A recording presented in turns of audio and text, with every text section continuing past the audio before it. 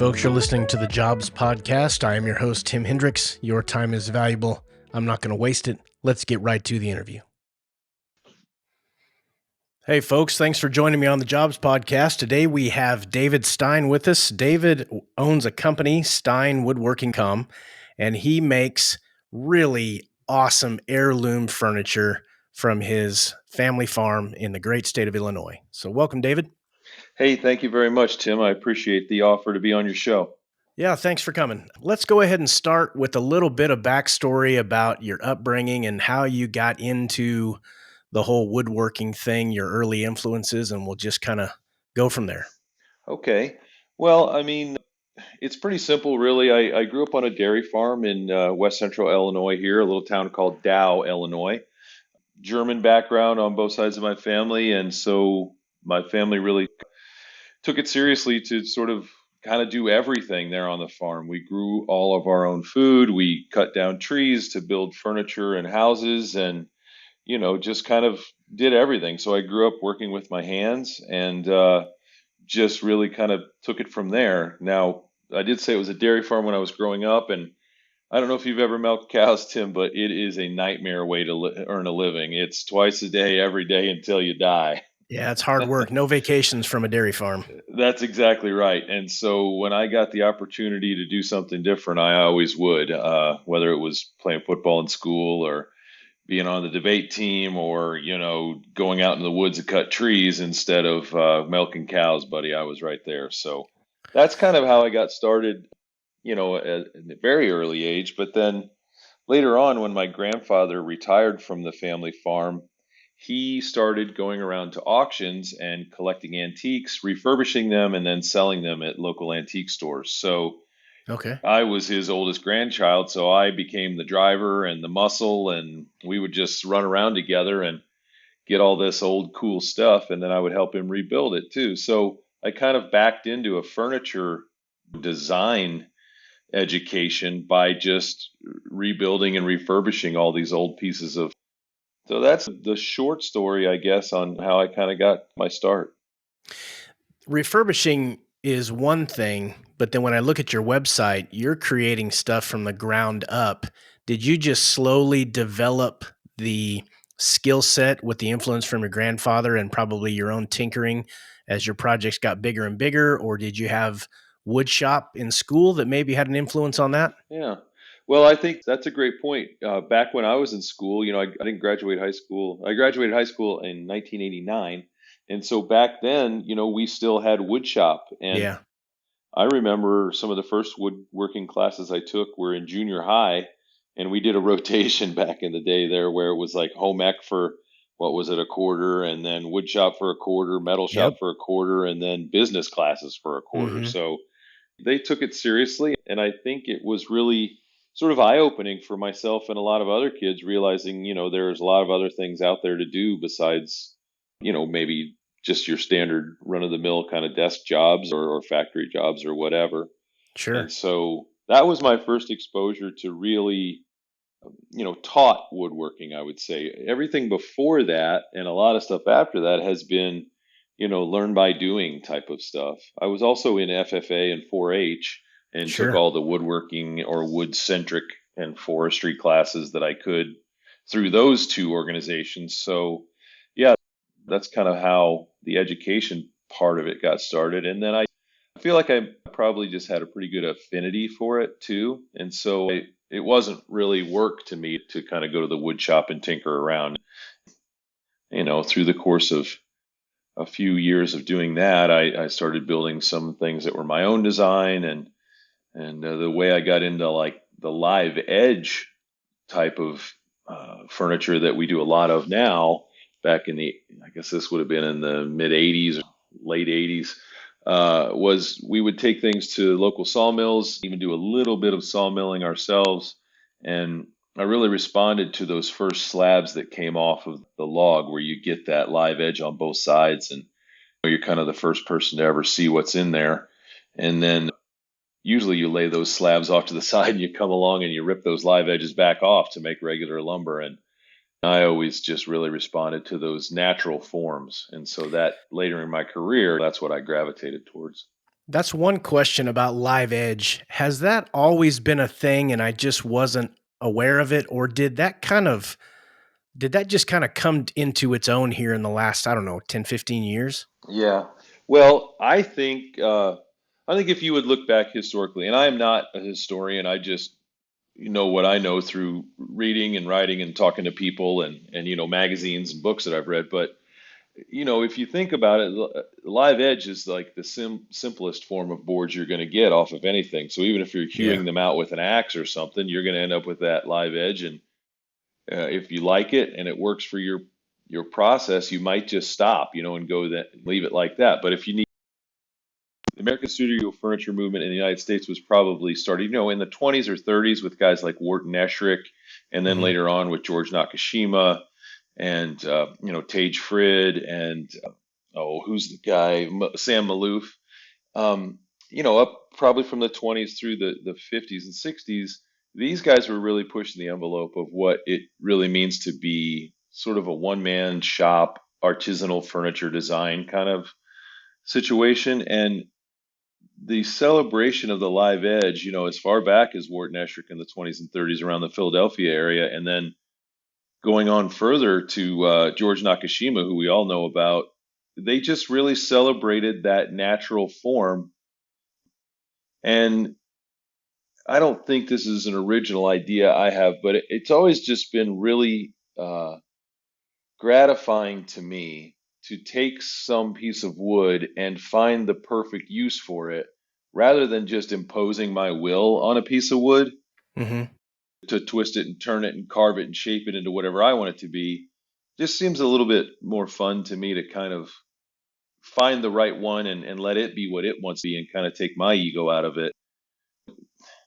You know how things are. You can take a piece of wood if you're a decent woodworker and you can twist it any shape you want. I mean, you can make baskets out of it, you can make paper out of it, you can make Yeah. big tables, polished pianos, whatever you want. But if you've got a cool piece of wood or any cool natural piece of anything, whether it's stone, whatever, and you just kind of let it be what it wants to be, I think that's somehow a little bit more interesting, if that Nobody makes does any it. sense. It does. Nobody does it better than nature, really. Yeah, I there you mean, go. That's a yeah. better way. That's a more succinct way of putting it. But the podcast has got to fill an hour, so we got to let me talk. Right.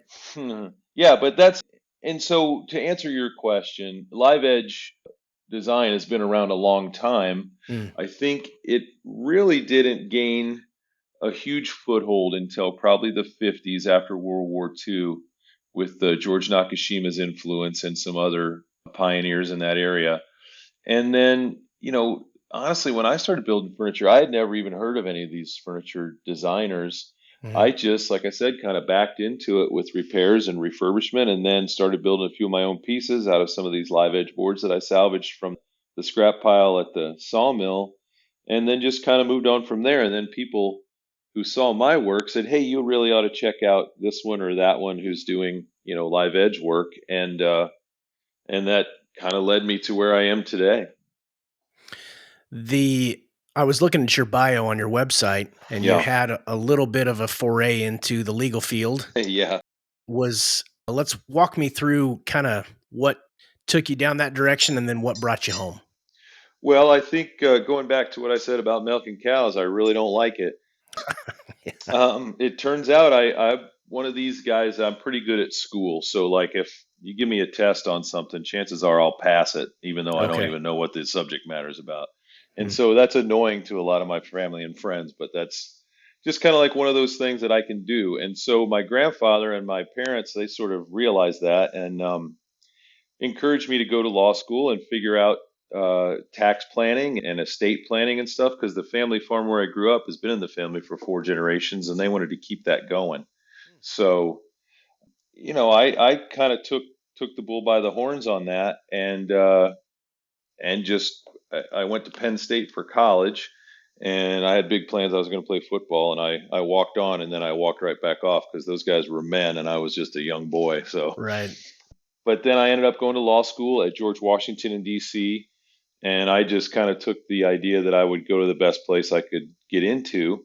And then I specialized in trust and estates, wills, probate, and tax planning. And I was always really interested in it because, I kind of had a dog in the fight. Sure. My farm was, kind of at stake, and it was something that I could do to kind of help my family out. So that's how I went to the law. But then I ended up after going to law school. Well, I shouldn't even say after. The whole time during law school and even during college, I always had a little bit of a wood shop, like in a closet or back room or somebody else's house or something, and was always just building stuff or fixing stuff. And then in law school, I started building humidors for people through Georgetown Tobacco, and my gimmick was I was building humidors for people who smoke cigars out of Native American hardwoods that were sustainably harvested. And everything else was madrone or mahogany or Yeah. teak or whatever from across the globe. So that kind of made my little niche there, and then kind of went on from there. Hmm. Yeah. So you've started, this is kind of your hobby. This is your, I'm going to relax, unwind time from after dealing with law during your Hmm. 9 to 5 type deal. And then you shifted gears at some point to go from humidors all the way back to Illinois to the family farm to then make a go of making, well, I call it heirloom furniture. I think that's an accurate term. Well, I think that's generous, but that is what I shoot for sure. Yeah. Right. Well, I looked at your website extensively and it blows my mind the size of some of those slabs. It's just Yeah. unbelievable, especially the walnut. Yeah. Where I'm at, Yeah. it's mostly red and white oak and an occasional walnut or hickory, but Sure. the Sure. size of those trees is pretty substantial. Yeah, well, again, but going back to the beginning of it at the farm, my family has always been really conscientious about stewarding the land and Yeah. not just sort of going in and clear cutting and taking the money and running. So, Hmm. we only cut trees that are dead or dying or they're encroaching on the farmland. And as a result, you've got great big trees out there because if there's nothing wrong with it, I don't cut it. If it's the top blows out of it or it's dying or something, sure, I'll cut it and we'll try to make something great out of it. But in the meantime, the forest is just getting, older and bigger scale. And, that's kind of how we've gotten to have these great big logs and huge slabs, so we've been really fortunate with that. Do you have any sort of a plan in place to where you're planting trees, or do you just kind of let Yeah. Mother Nature take it? Yeah, it's a question I get asked all the time, and we do have just a natural approach to it. So rather than going out and planting walnut trees every year, because I realize right now walnut's the most valuable tree in the forest, Yeah. you get a lot better timber in the long run. And I mean, this is the long run, like 100 years long run, not long run like next quarter Right. long run. You get a lot better materials and a lot better trees if you just let the stuff grow where it wants to grow to a certain extent, as long as it's native and not invasive or whatever, Hmm. than you do if you go out and you just plant trees maybe where they wouldn't normally grow. So, a good example is walnut. The squirrels plant them, and they pop up here and there, and you'll get a little grove of them because maybe there was one that got planted and survived, and then the squirrels started planting the walnut trees around, and then pretty soon you got a nice little grove. Well, on the other side of that same little valley or hill or whatever, they might have put a few in the ground, but they didn't make it because the conditions weren't right. So, maybe cherry trees grow good on that side, or maybe it's maple, or maybe it's, ash, or whatever the case may be. So, again, sort of going around the horn here to answer your question, we don't replant trees. What I really do is harvest super sensitively so I don't bang up or wreck the new saplings that are coming up when I'm logging out the trees that I am getting. And so that way, nature can just kind of take its course and replenish the forest in a way that best fits the ecosystem. Have you had any incidents or time periods since you've been doing this? 'Cause you've been doing it for what, 27 years, I believe now? Yeah, I think we formed the company in '97. So, Okay. yeah, we're getting close to 30. Right Yeah. on. Have you had any issues where you hear about the different diseases that are just Mm, decimating certain types of trees? yeah. Have you had any problems? And I'm sure you have to regularly check to see if you're Yeah. Well, just being out in the forest, during the year you can kind of see different things. I think the worst thing that's happened during my time as a professional woodworker has been the emerald ash borer. Okay. So our forest here on the farm and in this county was probably, I'm just going to shoot from the hip and say maybe 15% ash uh, at one time. And Okay. now there's just darn near zero. We Hmm. do still get some ash trees that pop up, but they get about the size of a baseball bat, and then the borer gets in them, and I don't think they're coming back either. And it kind of reminds me of a lot of stuff I heard about. Oh, I guess it would have been in the teens or 20s when the chestnut blight went through this country, and Yeah. chestnut was maybe 25% of the forest, and they just all went away within 10 or 15 years. Hmm. So that's kind of where we are with ash. Other things, I haven't noticed anything affecting the oaks or the red oaks, white oaks, or walnuts or maples or cherries. But the one other problem that we have invasively is the autumn olive and bush honeysuckle and multiflora rose that has just really crowded the understory in the forest to the point where the small trees can't get started because they just, they get crowded out by these invasives. So that's been a major, major problem, and it's probably it's not getting any better. Even though there are eradication programs, it's extremely labor intensive to get rid of that stuff. And then you drop your guard for a year or two, and it's right back. So Is that something that's a that is problem. is that typically those invasive species you mentioned, are they typically controlled with controlled burn, or is it a chemical application, or is it just Yeah. manual tearing them out of the ground? All three, all three. Okay. So every time I'm in the woods, I usually have a hatchet with me and maybe a little squirt bottle of Roundup or Tordon or whatever they're recommending that year, so I can Mhm. cut them and squirt them and make sure they don't come back.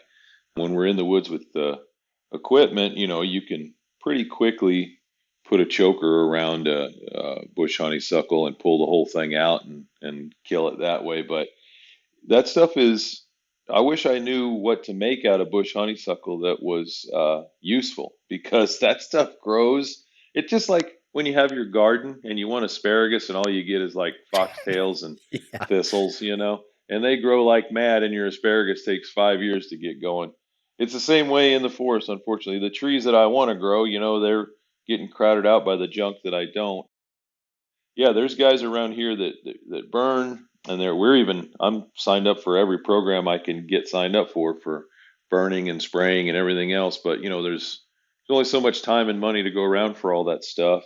And the Sure. newest thing that people are doing is they're turning goats loose out in the woods, because man, they Oh, will sure. eat the heck out of that stuff and right down to the roots and kill it. But again, it just depends on how much labor and money you want to throw at all this stuff. But it's a real problem. I'd say it's a bigger problem than, the diseases that might be running through the trees. But Yeah. yeah, it's a tough one. What is a typical day like for you? That may not be a question you can answer because every day could be different. But Yeah. as far as, I mean, you wake up, you're walking out in your office, which is a great place in the woods to spend time looking at your crop and seeing, if there's something that you could drop and turn into something. Yeah. What's your process like there? Well, I wish every day did start in the forest, but unfortunately, most days, I mean, I'll walk you right through the regular day because I am pretty regimented. Okay. I'm up at 5:50. I'm on the treadmill for an hour, just trying to keep the old body working, and then into the shop, by 7 or so, 7:30, and then the guys come in at 8. I've got two full-time employees, and we have some other guys we hire temporarily when we need help at the sawmill or whatever. Yeah, and then it's just basically working with my wife hand in hand and going over the day's schedule and what needs to get done that day, and then back out in the shop with the guys. I'm probably hands on about 6 of the 8 hours of a work day anymore. It used to be I would be I'd be hands on about 14 Right. of every 6 hour day, but taking a little bit of a less hands-on approach in the shop. We've got a great lead craftsman, Eli Cronin. He's been with us for 11 years, and geez, I'll tell you, he's a better woodworker than I am now. He's just amazing, and so I feel super comfortable just handing off a lot of things to him. And then I come in and help make a lot of the artistic decisions and the lumber choice decisions and things like that. And also just dealing face to face with all the clients, which really is, the value, the best value for my time is when I'm talking to clients and making sure they're getting everything they need. Yeah. But then, in the afternoons, then we might take a little time in the woods or do anything that needs done around the farm or the shop just to keep the physical plant going. I maintain all my own machinery, even the cars and trucks and tractors and stuff. I do all the maintenance and all the repairs and everything right here. And most of our machinery in the shop is, oh, I'd say it's probably pre-World War II, most of it.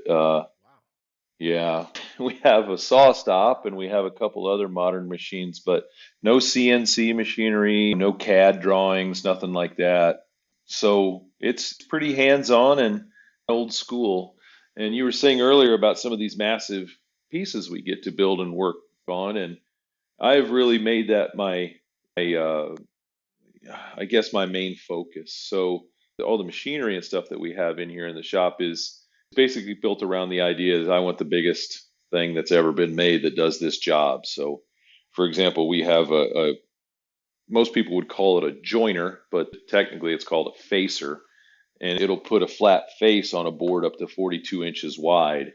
And, Wow. that's something that was built in the 60s and Yeah. come out of a flooring plant. They didn't make too many of them, but then we have a 42-inch wide planer also, and then a 52-inch wide belt sander, and then we've got some smaller equipment like 24-inch joiners and 12-inch joiners and 24-inch planers, 30-inch planer.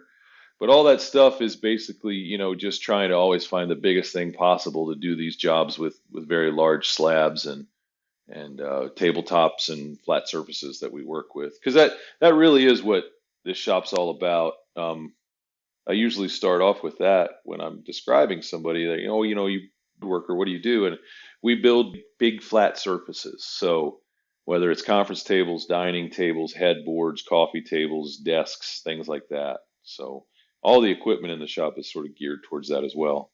Some of your older equipment that you were just describing, if you have a part that goes bad, Yeah. that's not a off the shelf or a Home Depot run. That's probably Well, a yeah. fabricator that makes a part for you. Yeah, that's true. But I'll tell you what, the genius of some of these engineers and designers that built this stuff back in the old days was that, they built all the parts that shouldn't wear out of cast iron. And unless you drop it or run into it with the forklift, it's really literally going to last forever. Hmm. But then all the wear parts are stuff that's sort of off the shelf available even today. Oh, So, bearings and bushings and, grease and even some shafts and things like that. All that stuff is like standard sizing. So you can go to a machinery parts dealer like McMaster Car or something, and you can find just darn near everything you need for these things. The the only downfall is if you catastrophically hurt a machine by, like I said, like you drop it off the trailer when you're bringing it home or something.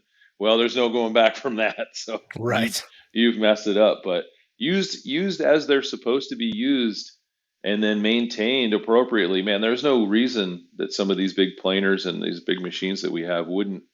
I can't I don't know how you'd wear them out. It's just wood versus cast iron. Cast iron usually wins.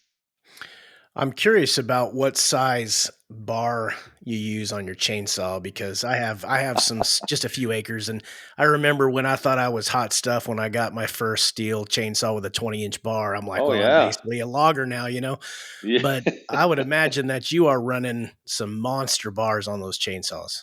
Well, we do, and I try to. It's really I've been doing this so long, and people are so generous and everything. I do all this maintenance and everything on my own stuff. I'll come home sometime, and there'll be a 5-gallon bucket of chainsaw parts sitting in front of my door. People just don't want to throw it in the scrap, and I love this old equipment. Yeah. I probably have 35 chainsaws that are running right now, and I probably have 50 that I need to get running. Uh, so I have a little bit of an embarrassment of riches, but what that does allow me to do is, I've got some steel 090s and 088s that have, 5 and 6 foot bars on them, but Jeez. they only come out when I have something real particular to do. So if I really Hmm. need to make a good straight, perfect cut on a 4 foot across log, well, I just grab that thing and do it. And then I've got another steel 090 that has a 5 foot bar on it and it has a helper handle on the other end. And then Eli and I, or else my son or another helper, we can cut real square with that. Like if we're cutting off a cant or a huge big squared off log, we can follow lines on it and cut real square with it. But most of the time, you get your listeners will know my age here. My favorite saw is an 056 Magnum 2 that I probably bought it in a box of junk at a sale or something and put it back together. Hmm. But that thing with a 36-inch bar is just almost acts like a part of your body when you get to using it as long as I have. It's the right length for me where I can swivel it at my hip and cut stuff off at the ground, and I can hold it up at waist level and saw trees that way or do whatever. But that's probably my favorite saw. I think a 36-inch bar for bucking and for your basic cutting of wedges and starting the falling is just about where you need to be around this area. If you were in some real big timber out west, you might want some bigger stuff. And Hmm. if you were in smaller timber, you don't need to haul around that big of a saw. But that's the one that I think is my favorite. 056 with a 36-inch bar. Some of the modern ones are more computerized and whatnot. They're not just a simple carburetor operated chainsaw. Yeah, and I got buddies who run that stuff, and boy, they look awful fancy, but I don't know. It's kind of like these delivery vans and things that I have nowadays. I used to be able to pull stuff apart, you replace a head gasket or do Yeah. whatever you needed to do, but those days are over, and I don't know if yeah, what am I, 54? Hmm. Maybe I can get through the next 20 years and still swing a chainsaw and not have to buy a computer operated chainsaw, but we'll see, I guess. Yeah. If you got to hook a computer up to a chainsaw, I think we're Oh headed in the man. wrong direction. Yeah, every time I have an issue with the car that I can't, figure out like I used to be able to figure out, it's a bummer, but Yeah. that's the way kind of things are going. So a lot of it's better, but not all of it. Right. So the process of you cut down a tree, I'm Yeah, assuming that you've got some pretty heavy duty equipment that you drag it over to your sawmill. yeah, Then you're yeah. cutting it into slabs and you're processing it to see what you're working with once you get the bark cut off and you're kind of seeing the grain and everything. How do you separate the wood? And I'm assuming you kiln it, gas kiln, I assume. Well, I'll just walk you through the process Yeah, please real do. Yeah, yeah. So first off, like being sensitive to the forest, I really only go out in the woods and cut trees when the ground's frozen and the leaves are off the trees. So Okay. couple things with that. All of my forest area that I have access to is bordered by farmland, so you're not going to be out there in the summertime tramping down, crops while you're cutting trees. And it's Yeah. also too hot, and then when the leaves are on the trees, it's just, a lot more mess and a lot more Hmm. fuss to get stuff down. So we go out when there's usually a couple weeks a year that it's about zero for 4 or 5 days, and those are the days that I log. I'm not a big commercial logger or anything, so I get to kind of pick and choose, and we're pretty nimble. So if it looks like in the forecast, let's say Monday was going to be zero, we'll have the trucks loaded up and be ready to go out there at first light on a Monday. Hmm. So cut down the trees, cut the top off of the stem in the forest and leave it for firewood that we'll come back and get later. But yeah, skid the stems out, and when you're able to uh, kind of pick your time like I am with the frozen ground, I just have like a little 70 horse 2-wheel drive tractor with a loader on the front, and then on the back of it, I've got a real fancy. Well, I guess it was fancy when it was built in the 80s, but it's a farmy logging winch. They still make them. They're from Finland, but it'll turn any little, sub 100 horsepower tractor into a very capable skidder. So Hmm. that's what I use. It's got a winch on it, and then you can winch logs right up to the back, and you pick up your 3-point hitch, and that puts all the weight on your tires, and then off you go. And like I said, if it's frozen, it's just they skid pretty easy. Yeah. So then, yeah, back to the gooseneck trailers and home to the sawmill. Then I try to get stuff sawed up real quick when I'm working. I don't like to leave it lay around. Bugs get under the bark and cause a lot of defects and problems. So we try to get them sawed up, latest, mid-spring after doing all that skidding and moving in the winter. Then we stack everything up. I've got, I guess at this point, maybe 8 or 9. They're old hay frames or hay wagons, a four-wheel wagon with Yeah. just a frame on it, not a floor. And we stack lumber on those. And then between each layer of the lumber or the slabs, we put stickers. And those stickers separate the boards from each other by about an inch and a half. And they allow the air to flow through the stack. And we take those wagons and we back them in an open-sided shed, of which we have a couple. And then for anywhere from a year to 3 years, it just sits in there and the wind blows through and we keep the rain and the sun off of it. And you'll get your timber down to about 13% moisture content, which is about as low as you can get it in the Midwest with our humidity and everything. Okay. And then we've got a couple dry kilns. And so I've got those built so we can back those wagons right into the dry kiln. And they run with electricity. And then they also, there's fans that blow the air through the stacks. And there's a dehumidifier that runs. And then they're heated by a wood burning furnace that I have out in the middle of the yard that has underground water pipes that run into the house and into the shop and then also into the kiln to Hmm. heat the kiln. So you may have seen these out in the country. It's a Yep. hardy wood burning furnace, but a lot Yeah. of people around here have them. So, that's how it goes. And so for big slabs, think of your biggest ones. Let's say you've got some 20 foot by 4 foot wide, 3 inch thick walnut slabs, which we have from time to time. That's about 3 years in the drying shed, and then anywhere from a month to 3 months in the kiln, just low and slow and not trying to introduce stresses and problems and things like that. If you get in a hurry in any of this stuff, you're just asking for trouble. So, low and slow is the name of the game on all of that kind of stuff. And so that's the basic process. And then once they come out of the kiln and we get them down to, between 7 and 9% moisture content, we run them through a sterilization cycle at the end of that kiln cycle as well, taking everything up to 135 degrees Fahrenheit for a week to make sure if there's any bug larva or anything like that in there that it kills it, or any fungus from spalts or whatever.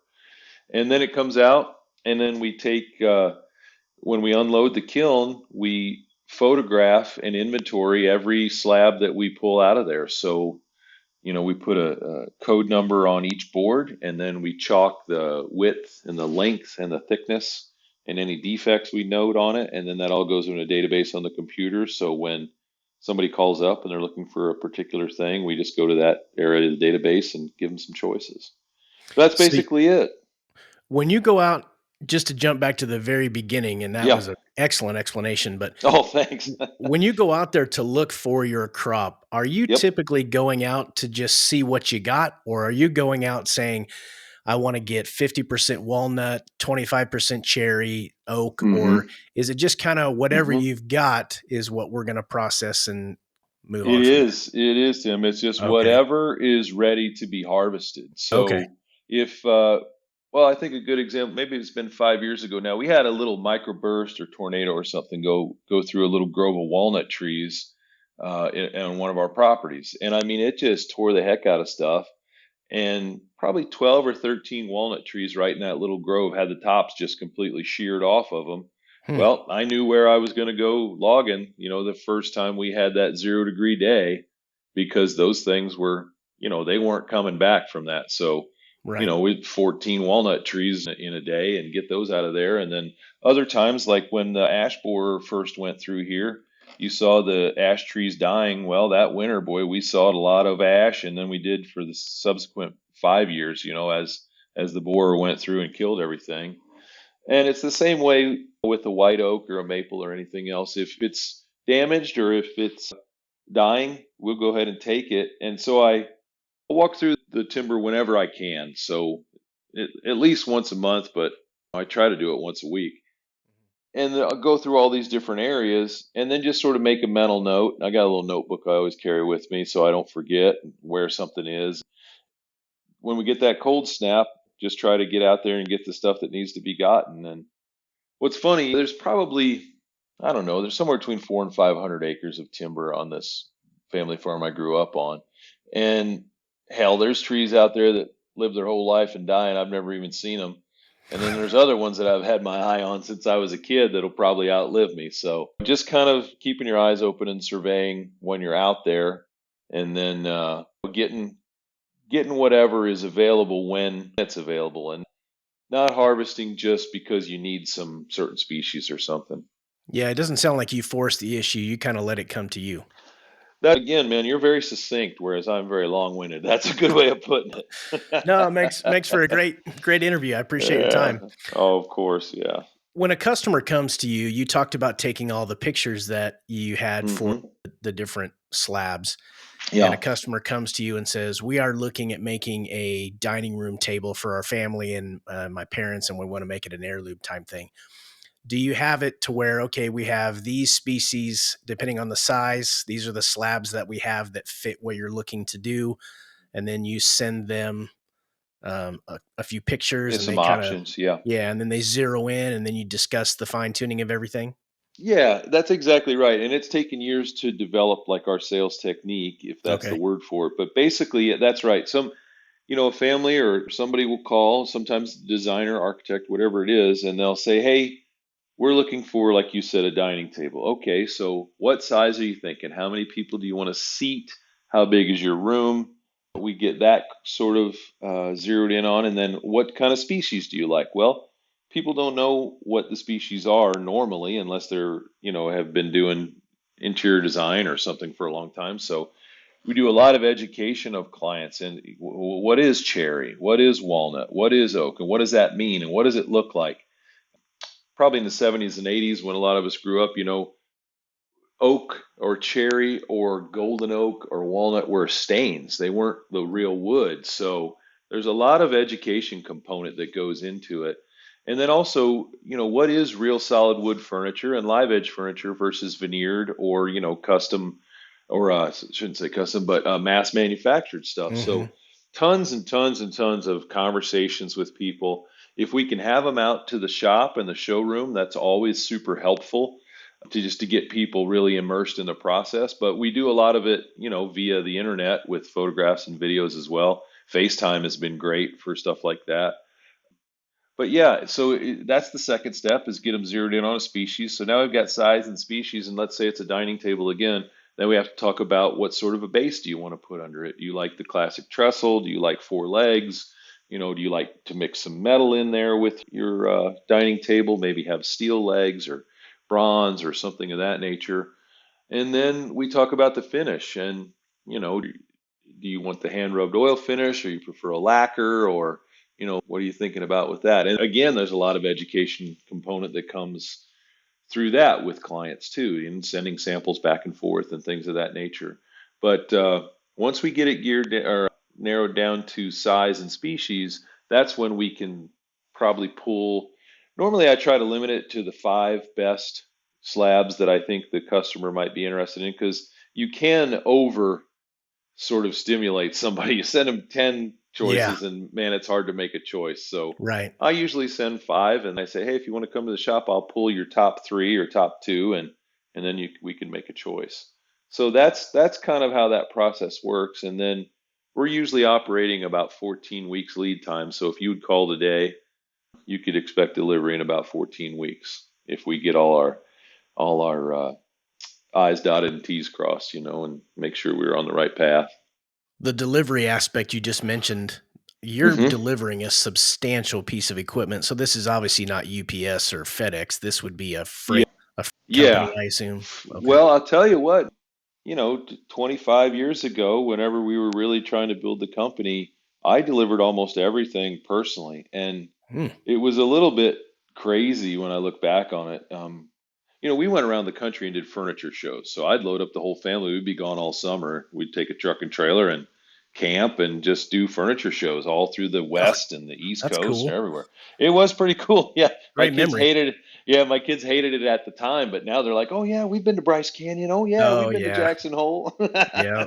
So, but then so I would go all summer and do these trips, and then build stuff all fall, and then all winter I'd deliver. I'd just be in the van just delivering furniture. So Hmm. I've been multiple times from, the very furthest tip of Montauk out in Long Island, the whole way to LA, and in a week or two. My So, goodness. but when we were starting the business, it just made sense for me. I'm not afraid to drive and put in Yeah. the work. And then also, it was such a great opportunity to have another point of contact with your clients and reassure them that they made the right choice, make sure everything goes right with the delivery. And I bet 7 out of 10 times you'd get a second order from them or one of their friends that came over to watch what was going on when they had their big piece installed. So it really worked out great to have that sort of high touch marketing that just was a part of the delivery situation. But I will say now, things have progressed a little bit in the freight space in this country. I did even during that time crate and ship stuff, but boy, it was always just kind of holding your breath and hoping everything turned out okay because the freight companies were not super careful a lot of times. Yeah. And if you would hire a moving company, the price would just be astronomical. So Sure. now they have I've been using a lot the last probably 4 years uh, application called UShip, and it's actually guys like they have sprinter vans or whatever, and they may be retired or they might do this full time, but they just get on there and it's basically think of it as like an Uber driver for your furniture or for whatever you're trying to deliver. I've heard about And that. Yeah. yeah, and we've had, knock on wood, we've had real good luck. We just had a couple pieces delivered to Los Angeles and no Wow. problems at all. Everybody was real happy and so we've been using that a lot more here lately too. Because if somebody buys a $40,000 conference table, I'm showing up with it. That's happening. But Yeah. if you buy a $500 little side table, it's really not, it doesn't make any sense for me to put that in the van and drive it to LA. So, Sure. yeah. But One thing yeah, One thing that I notice in these interviews that I do is what you were talking about a minute ago, where you were driving all over the country and you mhm, were paying your dues, you were grinding it out, you were getting your name out there, yeah, shaking hands and kissing babies like the politicians do and stuff like that. it's really true. That is a common theme that I hear from folks that are Yeah, either entrepreneurs or they are so passionate about their job that it's yeah, not work yeah. when they're doing it. And that's something I think a lot of folks can learn from if you're listening to this, because my whole theme is about people's careers and how Hmm. they can learn from folks like you. So Yeah, grinding it out, and that's not a bad word. Sometimes they think it's a punishment or it's a negative, but that's yeah. sometimes what you got to do to make it work. Well, it's really true. Like, so expanding on what you just said, I think a lot of people, and I don't want to put myself over, but they'll say, "Man, I'm really jealous of your lifestyle. You kind of do what you want. You get to do these cool things that you build, and if there's a project comes along that you're not interested in, you say no, and Yeah. you've gotten to go all these cool places and do all these cool things." And that's all true. That's all true, but it's still a job and it's still work. And I don't know how many things that I've missed that my kids were doing that I had to miss out on because I was Yeah. working, or family obligations that just had to take a back seat because when you're trying to build a business, your business has to come first. There's always that thing. I think one thing that gets lost in a lot of these conversations is, man, if you don't have a heck of a partner in a wife or a girlfriend or whatever your partnership relation might be with in your personal life, you're in Mhm. big trouble, Yes. because if your wife, in my case, if my wife was not super supportive, this would have never happened. Yeah. So that's a whole other thing, and Mhm. people discount really the sacrifices that small business people have to make in order to do these things that everybody thinks is cool. You earned it. You absolutely Well, we earned it. did, and I count my blessings every day. We've been super fortunate.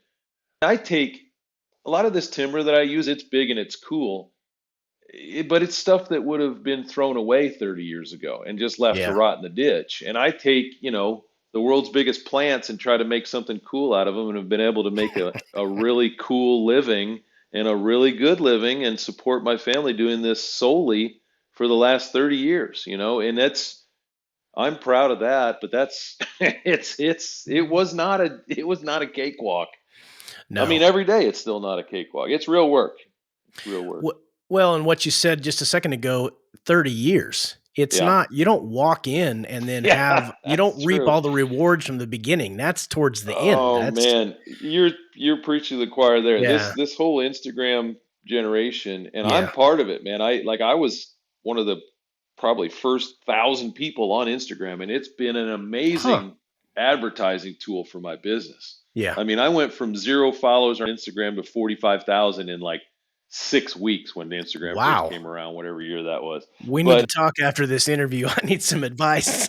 well, I'll tell you what, back then it was the Wild West and they choked Yeah. down the algorithm a few years ago and I don't care who you are, if you're not going to pay the price Yeah. that they want for ads and stuff, they're not going to distribute your channel. So Yeah. that's just the way that went. But I guess my point was I get maybe one call a week from somebody who's seen me on Instagram or been following, and maybe they were an attorney too, or an engineer or whatever. The latest one was a surveyor, and they want to come and talk and bend my ear and talk about doing what I do for a living. And I tell them all the same thing. I'm like, all you have to do is just quit your job and don't do anything else, but you better make sure your wife is on board Yeah. because it's going to be a bad time otherwise.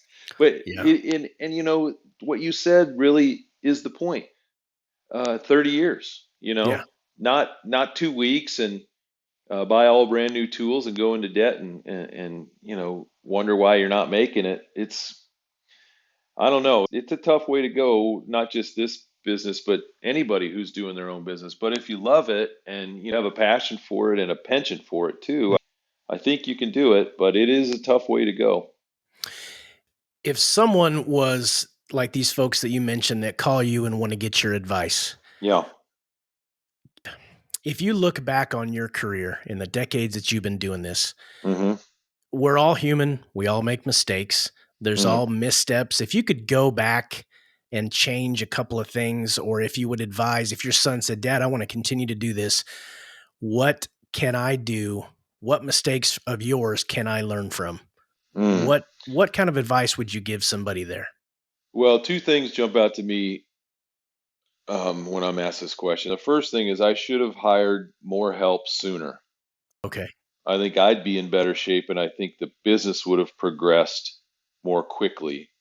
But I think going back to my upbringing, being taught to be totally self-reliant, it's amazing, but it can also be a little bit of an Achilles heel from time to time. Like I should not be roofing my house. That's not the best use of my time. Now, am I an amazing roofer? You're goddamn right I am. Is that the best use of my time? No, it's not. I need to hire one of my buddies who has a roofing company or is a roofer to roof my house. Yeah. And that's a tough lesson. It took me 20 years to learn that. My wife's been trying to beat that into my head since we first met, and she's right. But then there's other stuff I like to do. Like I like working on the cars, believe it or not. Yeah. So I still change the oil and do that kind of stuff. I'm So doing that's that the after one this thing. interview. I'm There changing you the go. oil on my Toyota as soon as we're done here. So One of yeah, the I few get it. things you can still do, oil, brakes, and tires. That's about Yep. it. I know it. Well, I have older vehicles for a reason because I can still work on them. So There you go. There you yeah. go. Well, so that would be the first thing is just hire the right people to help and don't be bashful about it and don't be proud about it. And listen, you can't always afford it, and I get that, but when Yeah. you can, you need to. Sure. And then the second thing I think is I wish that I would have adopted a little bit more technology in the beginning. And I know I've been bad mouthing technology, but I just now am taking a SketchUp course, and I probably should be taking a CAD course. But man, my learning curve on technical things like that is so steep that it's pretty tough for me. But I've gotten to the point where we're doing bigger and bigger jobs and with more and more people that have to review things before they go through. Like we're working on a college project now, and we've done some sports teams tables and things like that. And the folks that are reviewing these plans, they're not interested in my very quaint drawings. They want to see CAD drawings, 3D Yeah. renderings, walkthroughs, stuff like that. And Sure. it's tough to find somebody to do that freelance. They are out there, but they don't have the knowledge that I have about what the product we're making is. So, it's a hard stream to cross. So, I think that would be the second thing. It would be just when innovative technological things come along that could help your business, you shouldn't resist it. You should probably jump in. So, if I'd done that 10 years ago, I'd be a little further ahead. But that would be the two things, get help when you need it, when you can afford it, and then maybe just make the jump on a few of these things that could help your business. You were talking a second ago about the schools and the larger projects that you're working on. I was looking Hmm. through some of the places, Notre Dame and the Four Seasons, and I mean, really large Oh yeah. projects. Are you strictly in the United States or have you shipped stuff overseas? Are you a global operation at this point? Well, we haven't shipped anything overseas for a few years, but we used to do a lot more in-person shows, like I described to you earlier. But Yeah. as people got more comfortable buying things through the internet, sort of sight Hmm. unseen, we did a lot fewer shows. And now, if we do one show a year, that's probably about it. But we had a real good client in Singapore for years who bought these pine and elm cubes that we do. And we shipped quite a few of them over there. But other than that, we do have really close friends and business partners in Finland, and we ship some stuff to Scandinavia from time to time. They've got beautiful timber and woodworking capacity there, but they don't have American black walnut, American cherry, a lot of the stuff that we have here. It's just not available there. It's like an exotic wood to them. So Hmm. we've got great family friends over there that we developed a relationship with through, doing some tables and some furniture. So those two places we have shipped stuff. Singapore, it's been a little while, but no, I'm always up for it. But yeah, it's kind of whoever shows up that wants to buy, I'll Right. figure out a way to get it to you. Just out of my curiosity, you talked about the Nordic countries, Norway. Is it mostly aspen, birch, things of that nature that they have over there? Yeah, as a matter of fact, I was over there last year for 6 weeks. My close friend over there, he has a cabinet shop, so I went over and worked with him for 6 weeks. I'd work 4 days a week in his shop and helping to teach him and his guys about hand working skills. And Hmm. then they were trying to bring me up to speed on like their whole workshop. It looks like an operating room, and it's like all CAD run and lots of sheet goods, and everything's really state of the art. Hmm. So, and that's what made me finally take the plunge and do a SketchUp course that I'm trying to learn how to do. But yeah, over there in their forest, it's mostly aspen and softwoods like that, birch. They do have a lot of, but they manage it so intensely. Everything gets about 18 inches across, and then it's sawed down and replanted immediately. They really intensively manage the forests. At least Finland is the one I'm most familiar with. I'm not as familiar with Sweden or Norway or Denmark. They manage the heck out of it. I've always wanted to go there just so I could do a traditional sauna, I believe is how they pronounce it. But yeah, that's You be careful, man, because I went over there. I guess the first time was maybe 4 years ago, and we saunaed every night. And then I went over there last year, and I was there for 6 weeks, and we saunaed every night. And now I just built my own sauna. I couldn't oh, take it nice. anymore. Yeah, and it's supposed to be real good for you and everything else too. But it's such a great end of the day relaxation ritual as well. Yeah, So yeah, I'm a big fan. I'm a big yeah, fan. me too. I'll have one someday. There you go. Yeah, So I have two specific questions about. I was looking at your website and your Instagram. I was looking at the different videos that I saw, the reels on Facebook and stuff. And I had two questions specific to the bow tie inserts that you will sure. sometimes put in the table. Okay. And then I will see you marking up a rough slab with little white V's. And I'm Hmm. assuming that's an alignment type of a mark. Am I correct on that? Oh, you're talking about when we're getting ready to glue something up? I'm not quite sure. It just showed a slab and it had a bunch of white little V's like chalk Hmm. marks or Well, sometimes I make the bow tie key things like an X that looks like two V's hitting each okay. other. Maybe that's what I was looking at. Yeah, and other times it's like an old cabinet maker's trick. If you're going to glue up a tabletop, and let's say it's made out of 5 boards, you Uh-huh. lay them out the way you want them on sawhorses or whatever, and then before you take them back apart to put the glue on them, you have an alignment mark that's just like a big V, and Okay. then that way when you go to put it back together, you know how it goes, and it Okay. can only go one way. And if you get a board turned upside down, your V won't come back together. So. Okay. I That's think that's what that's that the was. thing. Probably, Are probably. the bow ties for basically preventing a hairline crack from getting larger over time? Exactly right. Yep. Okay. Originally, those things were, I mean, the Egyptians did them. Oh, They put stuff in. It's just a mechanical uh, fixture, mhm.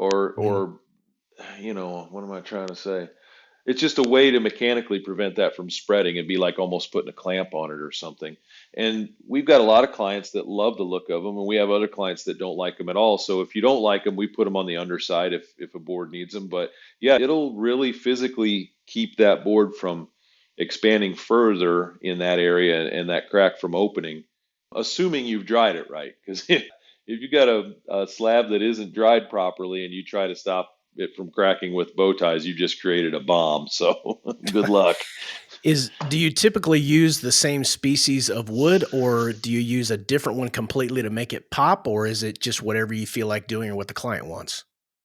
Yeah, I think my general preference is to use the same species. It's a little bit more subtle. It's not so Okay. showy.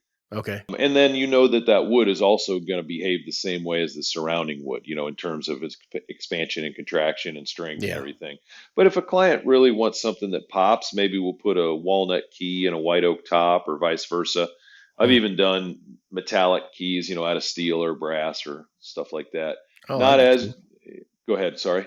No, that would be cool. The brass, like in a walnut with brass keys, Yeah, that would be pretty sweet. it's cool. It's cool, but it's funny when you start mixing the mediums like that. Then you normally we put the key in and then we sand everything and make sure it's all smooth. Well, you can't do that when you're doing metal, so you kind of have to adjust your operations a little bit. But Sure. yeah, it can be a cool look.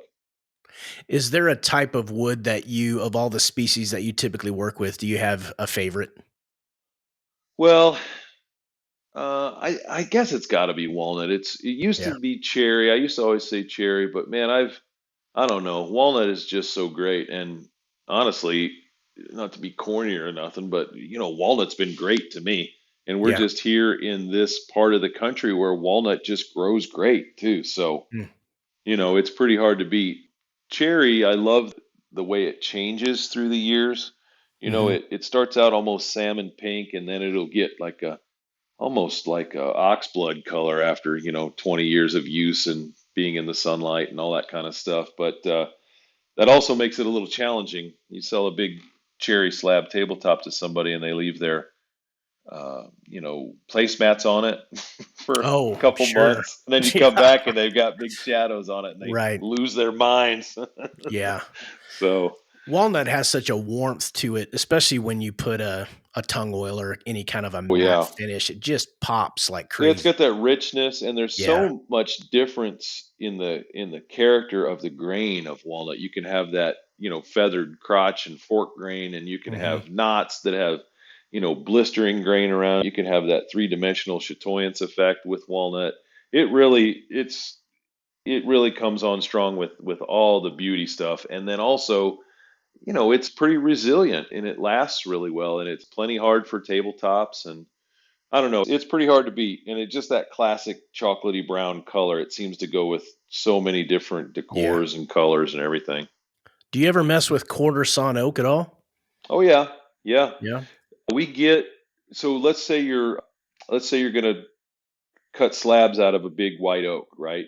Yeah. About the center four are gonna have some real good quarter sawn figure just naturally, because you're going 90 degrees to the direction of the growth rings. But then I don't normally take a big white oak and quarter it and make quarter sawn, on purpose. What I do is if I need some quarter sawn stuff, I'll pull it out of a center slab Okay. and do that with it. Does most of the quarter sawn come from white oak, or Well, is it you can quarter saw anything, okay.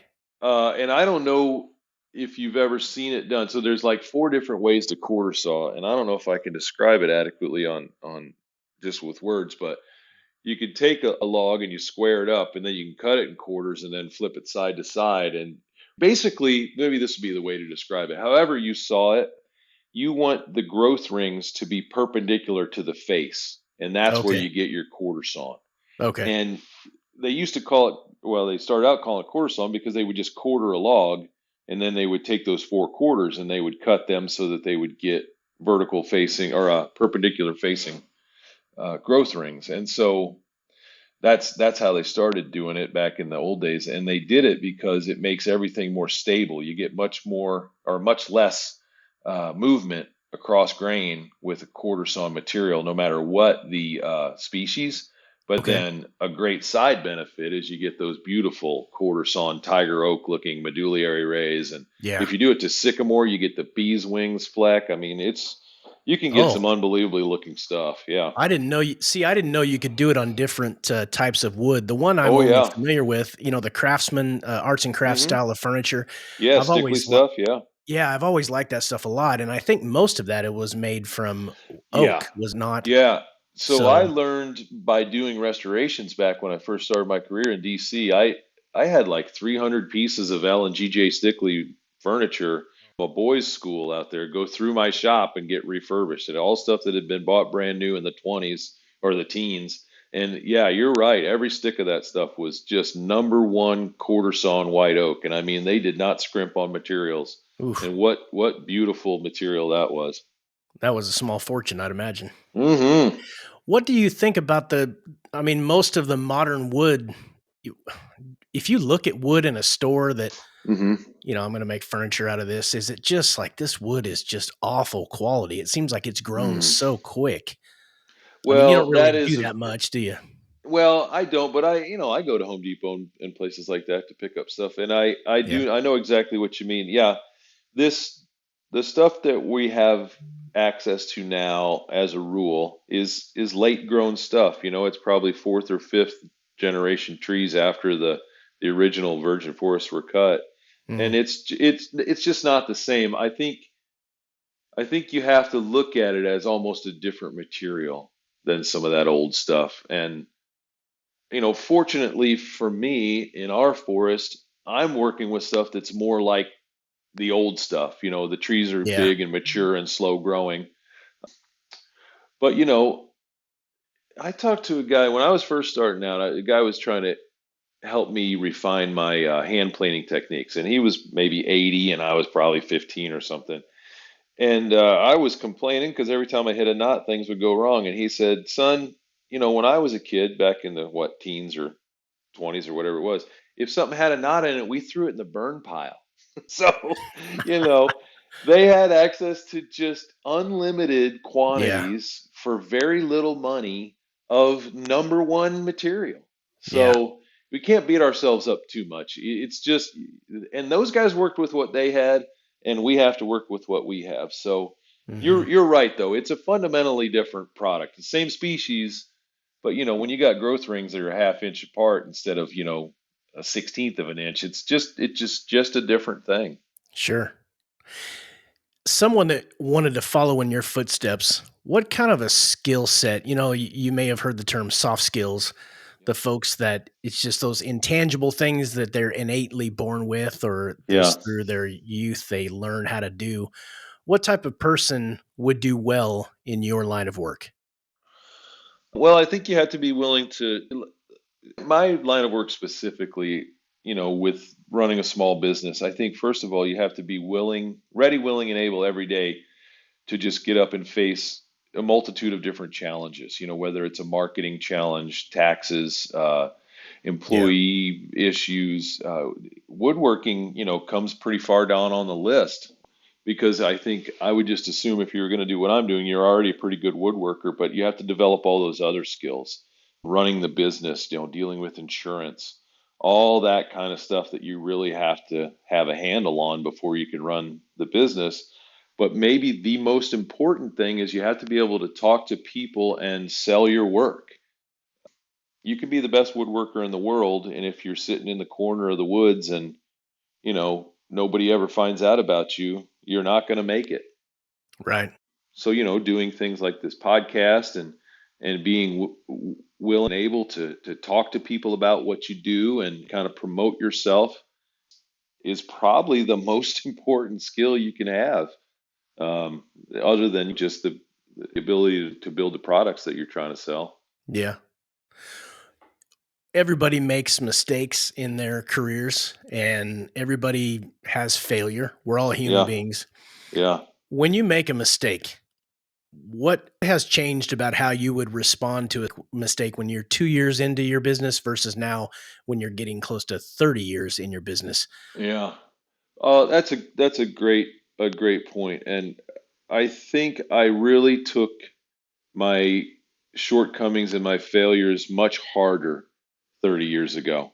Uh, Okay. just beating yourself up and how could I have done this or whatever.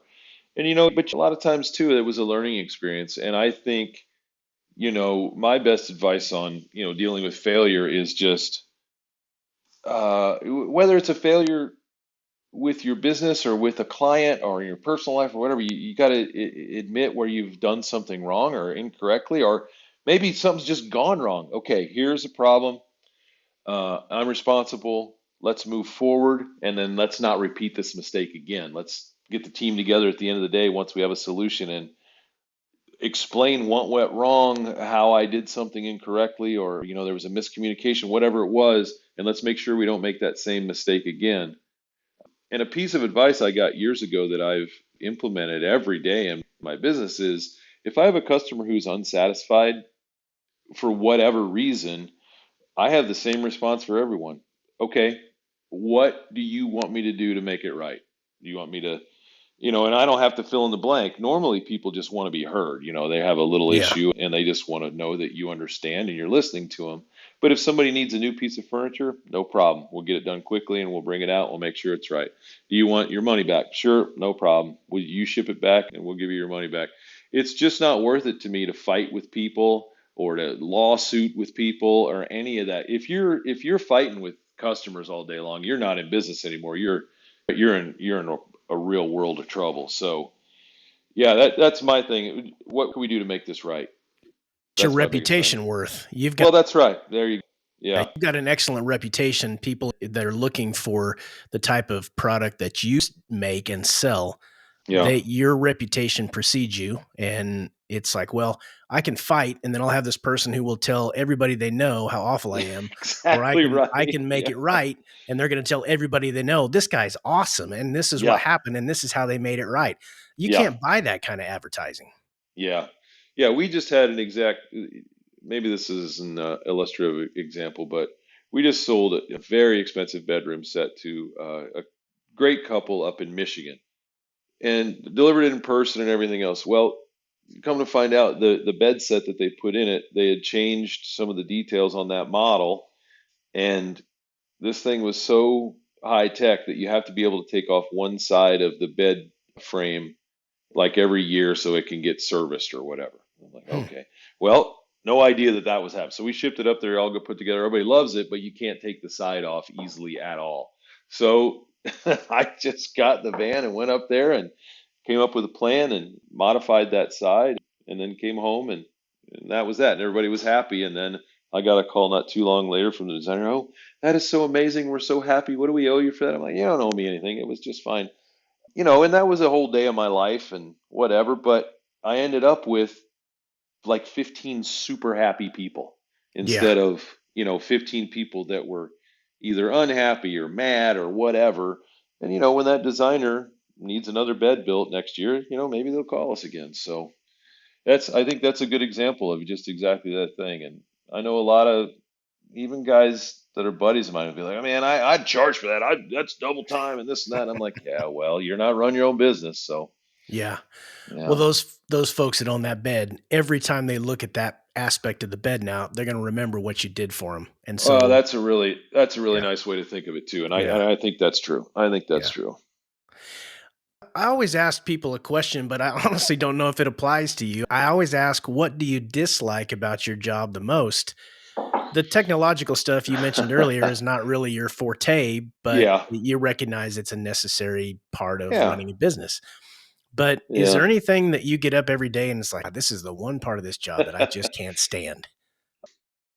Well, there's nothing that stands out to me. I'm struggling a little bit to find something, so I must like most of it. Yeah. I do struggle a little bit, and this is a me problem. It's not a them problem. Our lead employee Eli is the greatest guy ever, and he's the backbone of this operation. But even with Eli and with our other employees, you have to remember. that it's not their business. Like they have their own lives and all their Yeah. goals and dreams and aspirations also. And I really, really I struggle to have realistic expectations of my coworkers and my employees and also other people that I do business with. And it's been like a learning experience that I have to learn. And I learn a little bit more about it every day. And I develop a little bit more empathy, I hope, every day because everybody's dealing with stuff and going through stuff and trying to make their own way through life, and it's not just always about what you can do for David Stein furniture that day. Right. And so I don't know if that's a good answer to your question a lot, but it I do struggle with that aspect of being in business is just trying not to expect everybody else to act like an owner of the business also. Yeah, I can see that. You've got a passion and a drive, and when other people don't match that, you think, "Well, come on, Yeah. up the pace." Yeah. And Yeah. it's not even that they're not matching it. I mean, they my guys are great. They do match it for 8 hours a day, and that should be plenty. Sure. I get it. I get it. Yeah. Yeah. Yeah. It's my problem that I'm doing it on Saturday and Sunday nights and weekends and holidays. It's not their problem. Right.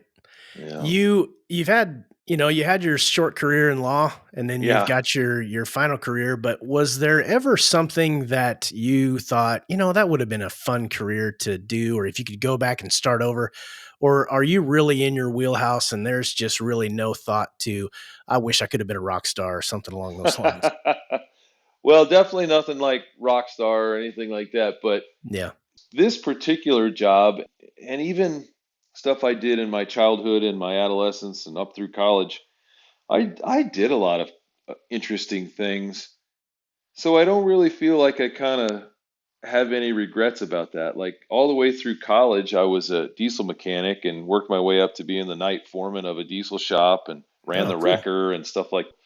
My dad worked on the railroad and I got to run heavy equipment and stuff a little bit with him, and so that was interesting. I went to law school and got to function in some different internships. I worked on the Hill for Dick Durbin for a while I was in law school. Hmm. So, that was an interesting aspect of my education. So I do feel like I've gotten to do a lot of different things, and this is kind of where I've ended up. I guess maybe part of the reason why I still enjoy servicing the equipment and, restoring antique machines and stuff like that is it's not exactly woodworking. It's all ancillary to it, but I still get to do different things and wear a lot of different hats during the day. So I'm not just in a rut, just making tables every minute of every day. So I guess I don't really have any regrets with that. Although I do run around with a lot of these restaurateurs who I build tables for, and man, I think that's a pretty cool life is owning and running a restaurant. But that Yeah. might be tougher than this job. Oh, I bet. Those guys have those guys have it tough, man. That's a lot of moving parts. Oh, it is, and the public's fickle, and you're dealing Yeah. with food and government inspections and Hmm. vagaries of weather and taste and so many employees to make it happen. But it's a beautiful thing when it all comes together. I've got Yeah. some great clients in the restaurant and hospitality space that are just wonderful people and amazing business people. I take a lot of inspiration from them, and if I had a few more hours in the day, maybe running a restaurant would be fun. Well, you could probably make your own tables, so save a lot. But I what hope so. you do residential, commercial, hospitality. What's the hmm bulk of your projects? Is it mostly residential or is it a good clean mix of everything or? Well, Stephanie's real good about keeping track of all this stuff, and it's darn near 50-50 Oh, residential and commercial. okay. And then in both of those categories, it's about 50-50 straight to the consumer, and half is straight to the consumer, and half is through designers, architects, more professional people like. Of the 50% that's businesses, half of it is a business owner or somebody that is a decision maker at the business will call me directly and say, "Hey, I love your stuff. Let's do it." And then the other half of it is through their architects or designers. And then the same way in the residential space, somebody, a homeowner, will call me and he and his wife or the whole family sometimes come out and pick out slabs, and then other times they hear about us through designers or architects. So Hmm. it's kind of 50-50, and then each one of those is 50-50. Keeping you busy? Yeah, we've been fortunate. We've been busy. Things seem to be going great still. You never know what's over the horizon, but I guess if I had to give anybody advice, if you can, it's amazing to buy your own shop and own it. And like we've been paid off on everything we own now for years, and it's such a great feeling to not have mortgage and car payments Yeah. and things like that hanging over your head, because this business is odd, and you could have an amazing quarter or you could have a pretty tough quarter. So it's nice to kind of have things paid off, so where you don't have to worry every minute, because there was plenty of years of that too while we were heavily mortgaged and everything else trying to get all this stuff paid for. Well, if someone wanted to find you, whether they're in a restaurant or or an architect, homeowner, whatever, your website is David Stine Woodworking. Well, it's stinewoodworking.com. So it's Stine. Okay. Stine woodworking.com. And Okay. then you could Google search David Stine or David Stine Furniture. And we do pretty good on the search engines. We pop up pretty good. And then on Instagram, it's at David Stine Furniture. We have a pretty nice following on there too. And we're pretty easy to get a hold of if you're looking for live edge furniture, even like Googling live edge furniture Illinois, we pop up pretty close to the top. So, All right. yeah. David, thank you so much for taking the time, man. That was awesome. I had such a great time talking with you. That Well, was, Tim, thank you so much. I really appreciate it, and I really appreciate your interview style and the fact that you did some homework and you came into this with genuine interest. It really came through, and I really appreciate it. one of the perks of having your own podcast is I get to decide who the guests are. So I just made a Yeah. list of folks I want to talk with, and there you. Oh, very cool. Very cool. Well, Tim, thanks again, and I look forward to hearing it in the rest of your podcast as well. Yes, sir. Thank you very much. All right. You have a great day. You too. All right. Bye. Bye. And that wraps up another episode of the Jobs Podcast. Thank you so much for joining me today. Hopefully you found that interesting. As always, I wait until the end of an interview to ask you to like, subscribe, and share. I feel it's important that I earn that support from you. Thanks again, and we will see you on the next one.